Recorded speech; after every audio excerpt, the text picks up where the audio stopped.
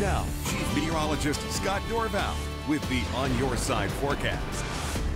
Well, just in case you haven't heard, we have a total solar eclipse coming. Yes, indeed, we're about 11 days away right now. Let's take a look at what is going to happen here now. If you have not seen this, of course, well, we've got the Earth revolving around the sun, the moon rotating around the Earth, and so the sun is going to cast the moon's shadow on the Earth. Okay, so we get this wide shadow right here. That's the partial shadow. It's called the penumbra.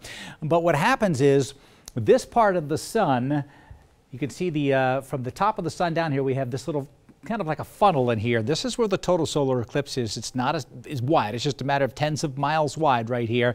The other part of the sun right here. This is the one spot in this funnel here that no part of the sun gets around the moon. Everywhere else is in a partial solar eclipse. So much of the nation will be, in fact, almost the entire nation will be in a partial solar eclipse. But we will have that total solar eclipse coming right overhead. So some safety tips, some pretty obvious ones, but you'd be surprised when the attention turns towards the sun. You have basically the tendency to stare at it. So you just don't want to stare directly at the sun. We know that, but when the time comes, just try to keep that in mind to just not do that. And even when you're putting on your protective glasses, and again, it's only those solar glasses, the total solar eclipse glasses, sunglasses obviously don't work. You want to put them on and then look at the sun and then look away and take them off while you're not doing this, so you're not getting that sun. There's going to be a lot of attention to the sun, obviously, and so just be careful. And even safer, you can put a pinhole through a box and project the image on the box, or take binoculars, don't look through them, but project the image from the binoculars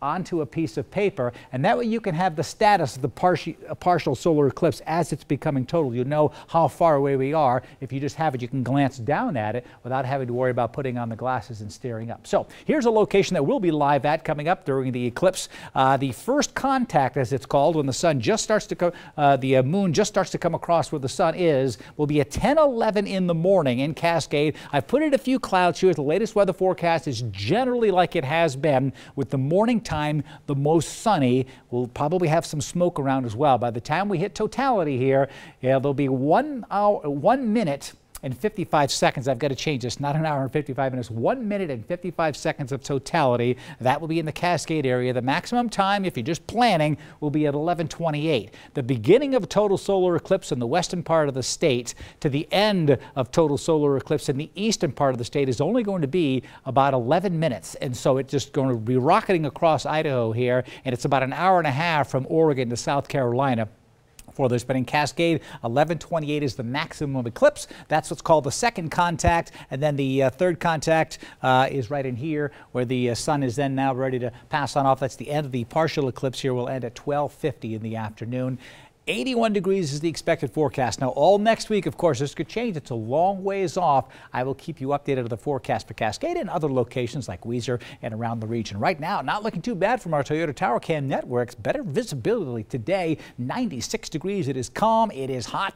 Your sunset not till 8:54, but it, of course, is getting earlier. Hotter temperatures to the west, where we've been 97, 98, and a little bit cooler in Idaho Falls, but it's been heating up in the Pocatello area and heating up in Yakima at 103 degrees. The Yakima Valley continues to bake, and there's lots of smoke continuing as well. Hazy conditions with some storms nearby in the McCall area. Temperatures today pretty comfortable. Tomorrow we'll keep it there in the 80s, but look at this, a 40% chance of showers on Sunday as the front comes through, and then clouds will start to break up on Monday. Cool, refreshing air coming in. Hopefully we can blow some of that smoke out of there. In the meantime, it is dry in the Treasure Valley. We've had some isolated storms around McCall. Cascade had a thunderstorm move right overhead, and there's been a few in the region. There could be a couple more.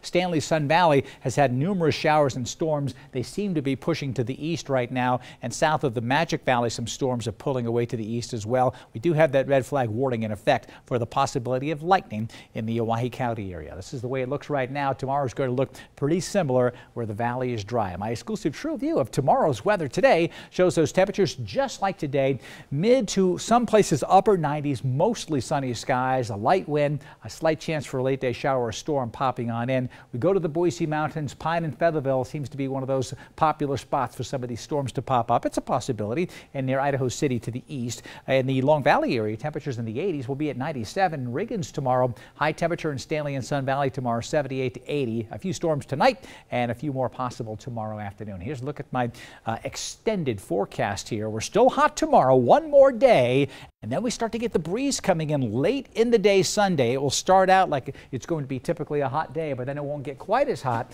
Showers could come in Sunday night and Monday, and amazing weather. Only 80 on Monday, 80s much of next week. Enjoy. A lot of people at home probably looking forward to some change. Yes. Alrighty, thank you, Scott. Well, marijuana is certainly a hot topic.